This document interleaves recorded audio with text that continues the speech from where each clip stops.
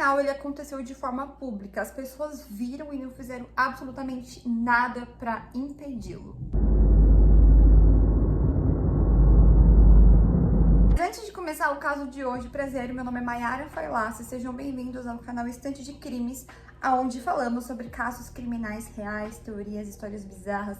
Então, se você gosta desse tipo de conteúdo, já sabe, já se inscreva no canal, deixe o seu like, compartilhe esse vídeo nas suas redes sociais e bora lá pro caso de hoje. Catherine Susan Genovese, mais conhecida como Kitty Genovese. Ela era de Nova York e ela nasceu no dia 7 de julho de 1935. Ela era filha dos pais Vincent e Rachel Genovese, a mais velha de 5 filhos. Ela se formou na Prospect High School e foi lembrada como uma aluna muito boa e voltou na Class Cut Up em seu 7º ano. Após a sua formatura em 1953, a mãe da jovem testemunhou um assassinato nas ruas, o que motivou a família a se mudar para Connecticut. A Kitty, depois que ela se formou, ela não quis sair de Nova York para ir para Connecticut com seus pais. Então ela decidiu ficar na cidade e se tornar uma pessoa independente. Ela trabalhava como secretária num escritório de seguros durante o dia e na parte da noite, para acrescentar na sua renda para ajudar no pagamento do aluguel, ela trabalhava como garçonete em um bar perto da sua casa. Ela ficou morando sozinha por muito tempo e mais ou menos alguns anos depois dela criar essa independência, em um desses bares que ela trabalhava, ela acabou conhecendo uma moça. O nome dessa moça era Mary Ann e elas se tornaram amigas e se apaixonaram e as duas começaram um relacionamento amoroso. O relacionamento delas era bem sério, mas as pessoas achavam que elas eram amigas por conta da época. De qualquer forma, elas acabaram construindo a sua vida juntos, elas foram morar juntas e elas tinham uma relação como se fossem duas pessoas casadas. Elas estavam sempre juntas, elas se amavam muito e uma sempre esperava pela outra. Mas as coisas mudaram completamente no dia 13 de março de 1964. Ele estava voltando para o seu apartamento em torno de umas 2h30 da tarde, mais ou menos, quando de repente um maluco começou a correr atrás dela com uma faca. Ela saiu correndo assustada quando ela viu que aquele homem estava correndo atrás dela. Ela saiu correndo em direção à entrada do seu apartamento, só que ela sentiu uma punhalada nas suas costas. Ela começou a gritar muito, muito, muito. E o homem continuou esfaqueando a garota ali no meio da rua. Os vizinhos, eles estavam, por exemplo, na janela e quando eles viram aquela cena, eles começaram a gritar: "Ei, deixa essa garota em paz, deixa ela embora, não mexe com ela não". Só que um detalhe, ele estava esfaqueando ela, ele estava esfaqueando ela na rua, na frente de todo mundo. Ela estava ferida e ela conseguiu escapar das mãos do seu agressor e conseguir fugir e tentar se arrastar para ter algum tipo de fuga ali daquela situação, mas não demorou muito para que o seu agressor ele fosse atrás dela novamente e a levasse para um beco. Dentro desse beco, ele abusou dela sexualmente de forma muito brutal, que sinceramente eu não quero falar aqui os detalhes, de acordo com algumas fontes de pesquisa, foi algo assim muito cruel. Ele terminou de matar ela a facadas e depois ele roubou todo o seu dinheiro e fugiu. Alguns vizinhos, eles presenciaram todo esse fato, todo esse acontecimento, inclusive quem era o agressor e até o carro que ele estava usando no dia que ele cometeu o crime, no momento que ele deixou o corpo dela lá e fugiu. Ela foi encontrada pela vizinha Sofia Farrar, que gritou para que alguém chamasse a polícia na hora do ato que aconteceu. A polícia chegou alguns minutos depois e a Kitty morreu na ambulância a caminho do hospital. O que mais me deixou indignada nessa parte é que todo esse processo que ela levou a primeira facada até o processo que ela foi abandonada no beco, as pessoas elas estavam vendo o que estava acontecendo e elas simplesmente não fizeram nada para ajudar a menina. Curiosidade para vocês, se vocês querem saber ou não, lá nos Estados Unidos é muito comum as pessoas elas não se intrometerem na vida das outras. Sim.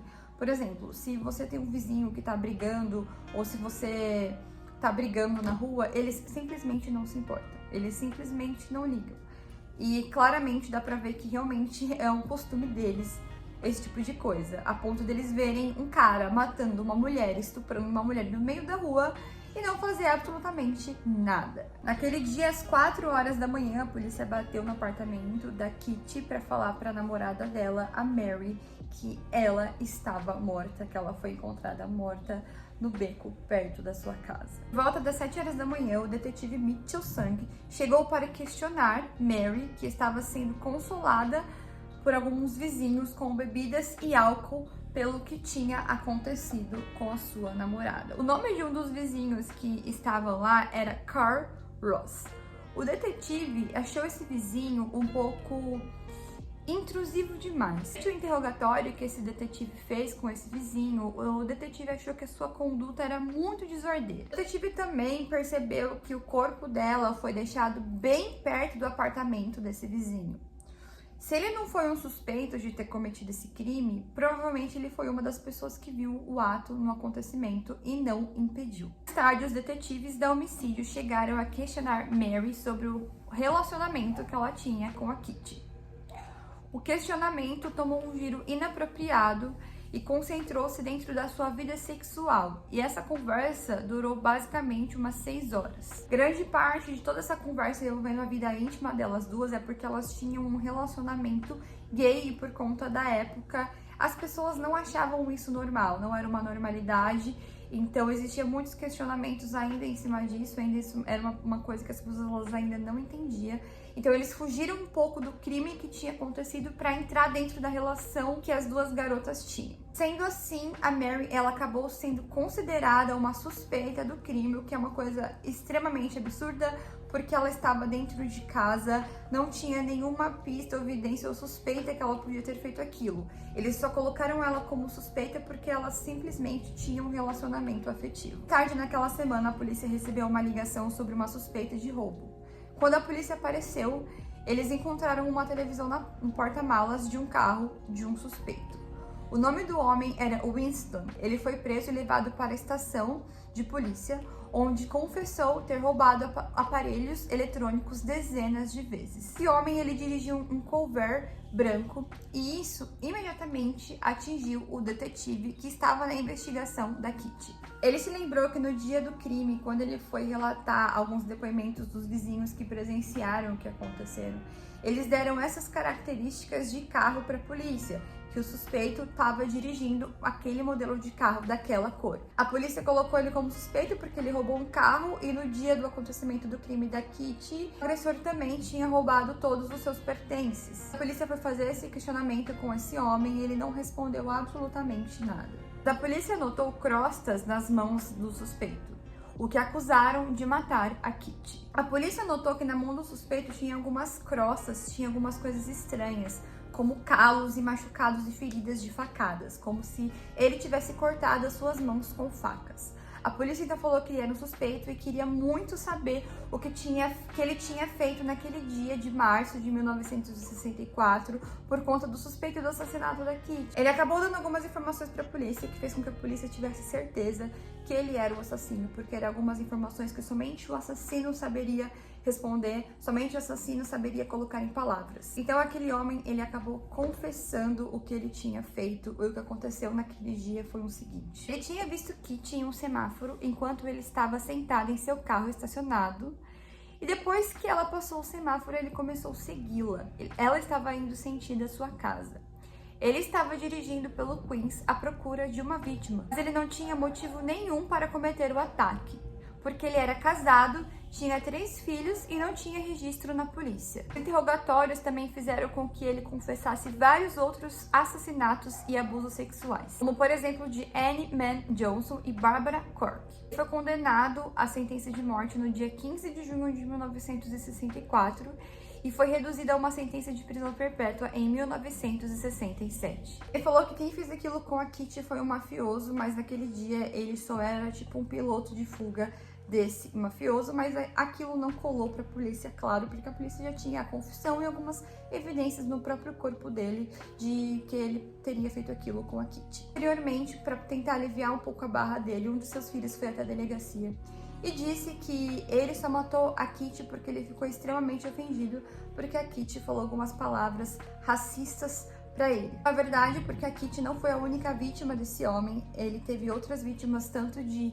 roubo, assassinato e abuso sexual. Ele morreu na prisão no dia 28 de março de 2016, com 81 anos. Ele não chegou a receber a sua execução de morte dentro da prisão. 27 de março de 1964, o The New York Times lançou um artigo alegando que vários vizinhos ouviram e testemunharam o assassinato da Kitty, mas não fizeram nada para ajudá-la. Casos como esse, eu fico muito feliz quando existe justiça, e nesse caso houve justiça, porque o assassino ele foi pego, ele ficou preso e ficou muitos anos preso na prisão, até ele morrer mofando lá dentro da prisão, porque o que ele fez foi uma coisa muito horrível. Ele não tinha um modus operandi, ele não tinha um motivo, ele não tinha uma justificativa, ele só procurava alguém para ele matar e abusar sexualmente naquele dia. Era só isso que ele queria, era absolutamente isso. O que mais me deixou, assim, muito chocada dentro desse caso foi o fato das pessoas verem a menina sofrendo, verem ele fazendo aquilo com ela e ninguém fazer absolutamente nada pra ajudar. Tá na rua e de repente você vê uma pessoa sendo atacada e você não fazer nada.